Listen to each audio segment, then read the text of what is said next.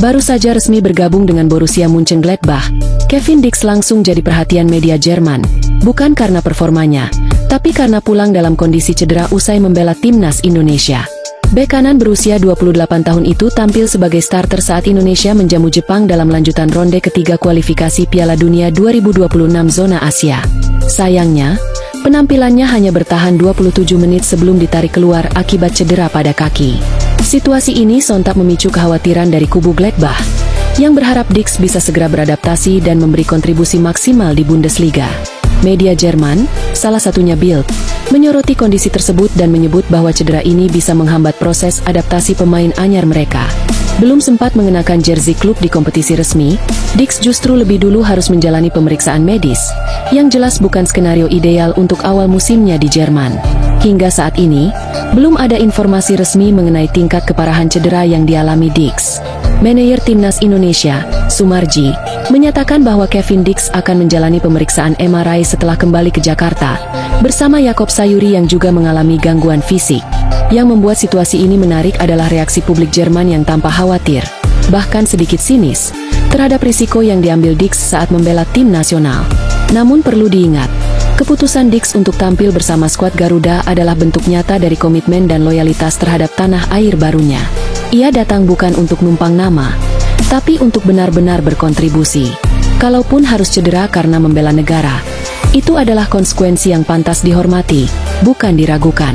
Borussia Mönchengladbach mungkin harus bersabar, karena Indonesia sudah lebih dulu percaya padanya.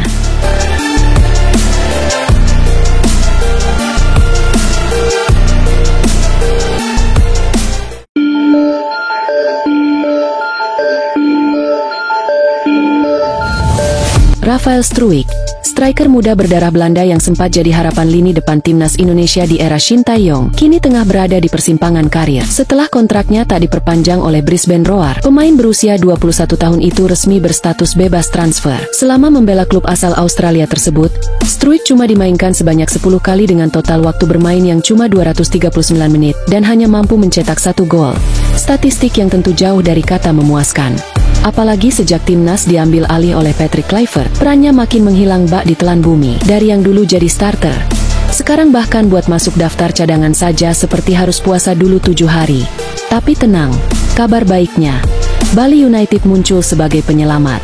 Klub kebanggaan Pulau Dewata ini dikabarkan sedang dalam proses negosiasi dengan Struijk, yang mungkin bisa jadi pelampiasan lapar jam terbang dan motivasi balas dendam karirnya.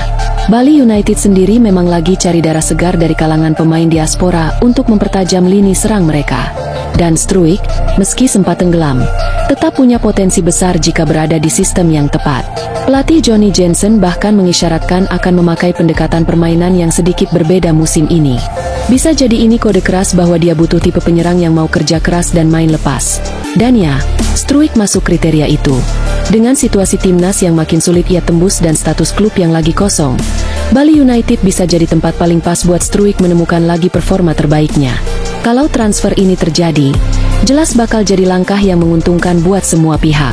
Struijk bisa bangkit, Bali dapat pemain lapar, dan Liga 1 makin seru. Tapi ya, kalau akhirnya nggak jadi juga, ya setidaknya kita sudah disuguhi satu drama transfer yang cukup panas. Jadi, apakah Struijk bakal resmi jadi Serdadu Tridatu? Kita tunggu aja pengumuman resminya.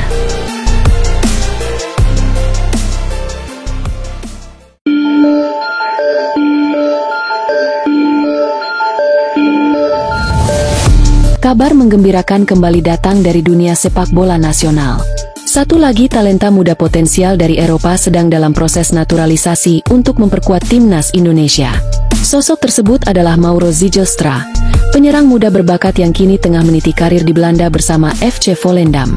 Zijlstra, yang baru berusia 20 tahun, memiliki darah Indonesia dari sang nenek yang berasal dari Bandung. Hal inilah yang membuka peluang baginya untuk membela merah putih di kancah internasional. Proses naturalisasi pun kini sedang berjalan dan kabarnya ditangani langsung oleh Fardi, salah satu agen yang kerap terlibat dalam perekrutan pemain keturunan untuk timnas. Sejak resmi menandatangani kontrak profesional hingga 2027 bersama FC Volendam, Mauro menunjukkan perkembangan yang menjanjikan.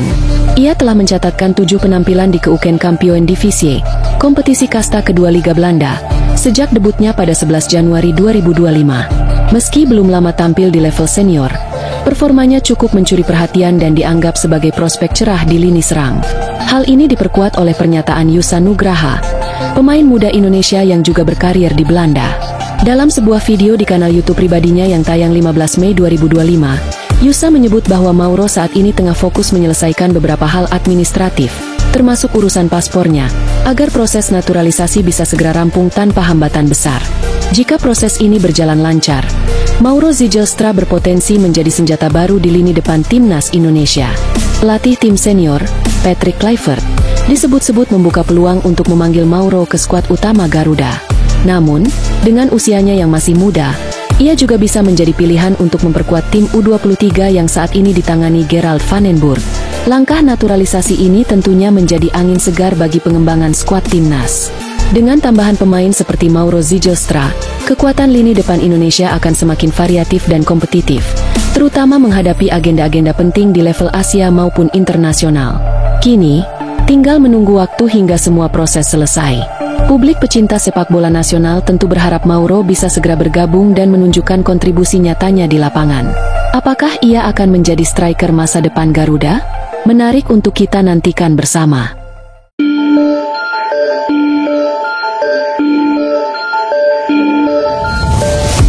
Timnas Indonesia U23 bakal memulai petualangan mereka di Piala AFF U23 2025 yang kali ini digelar di tanah air sendiri, dari 15 sampai 29 Juli.